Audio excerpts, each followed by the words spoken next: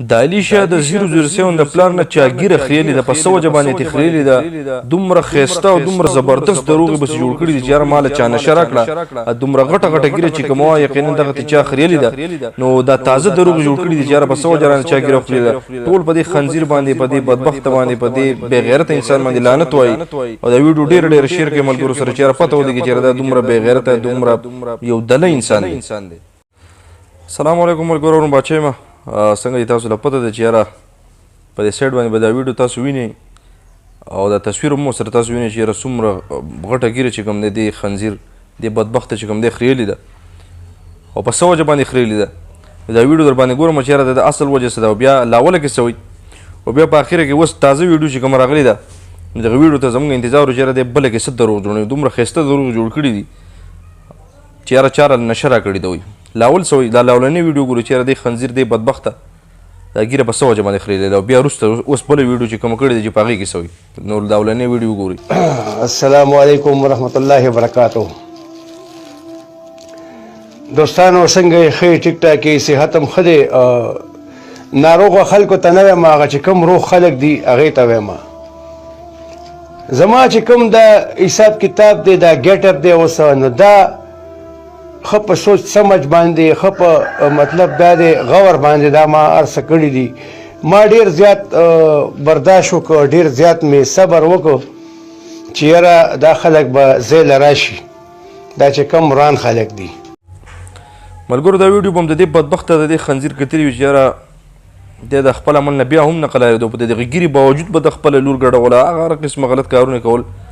خو چونکې دا یو قسمه مذاق ده کړی دی او په کار دا دی چې یاره حکومت له زه یم چې دی راونیسي په دې وجه باندې چې یاره تا اول دا ګیره دومره غټه کړه، د دې ځای پورې غالبا چې د ګیره دومره غټه ګیره پرېښو او هغه سنت چې کوم دی هغه د وخریل.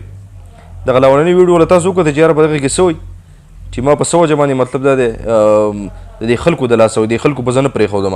اوس یې نوي دروغ راوړو، دا نوي ویډیو اوس وګورو چې یاره دی اوس په دې نوي ویډیو کې څه وایي چې یاره ماله چا نشه راکړ وکړه څه وایي. دا اوس وګوره ښه جیا بټ راته وایي ټلیفون کړی و د لاهور چې کوم هغه مشهوره ډمه ده که څه شی دی چې هغې راته ټلیفون کړی و د 3,500 ډوډۍ مې پرې خوړه او دا قصه اوس واورئ. تازه کال باندې رابطه وشوله، بیا مې ورته د وټسپ صفا خبرې به کوو، اوس بس خبرې نه پټوم چې څه شوي دي هغه ته ښکاره وایم.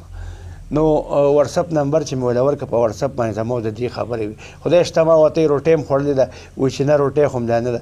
لاړم اثبات نه کومه خو خدای شته چې د 4,500 روپو مطلب دا د حساب کتاب مې راواغېښتلو وله بیا مېلمانه دي.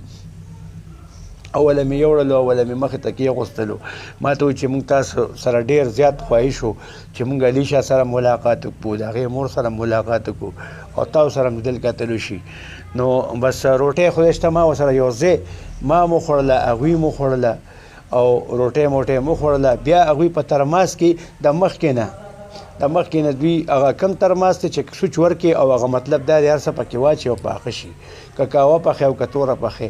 هغسې ترماس چې کوم دی هغه د بجلۍ والا، په هغې کې دوی دود پتې چای تیاره کړې وه د مخکې نه ایښې وه. چې کله مونږ روټۍ وخوړه نو بس کپونه یې ډک کړل، خپل ځان ته هم ډک کړي. خو زه دا ریان یم چې زما په دې والله که زه پېښه یم زما په دې کپ کې څنګه دا نشه دغه شوله لکه دوی خپل ځان ته. خو زما دا سوچ دی، زما دا خیال دی چې په دې په پیالې کې د مخکې نه هغه حساب کتاب ایښی و چې کله یې ډکولي نو مطلب ترماس چې هغه چې کم دی کله ما چې اوس کله نو زه بیا په ځان نه یم پېښ شوی چې څنګه مې چې اوس کله بس بیا زه په ځان نه یم پېښ شوی. او چې کله زه بیا په هوش کې رالم راپاڅېدم نو بس حل د ویلو نه دی، زما د ګیره چې کومه وه که نه دی دومره روانه کټ کړې وه، دومره لکه زمانې ګیره خریلې نه وه خو ډېره غلطه یې کټ کړې وه. دې ځای کې مړه ډېره او په هغه کټ کې هر څه زما د ګیرې اوس هم ما سره هغه ویښته ګوری موجود دي. ښه زما دومره زړه غوس شوی. ملګرو دا ویډیو به بل هم کتلي دا دروغ چې یاره څومره دا منافق انسان دی، څومره دا خنزیر دی، څومره دا بدبخته دی. ټول ورته دومره زه یم چې یاره د مانځه نه پس دته یو قسم خیره کوي انشاءالله الله پاک به یې ذلیله کوي.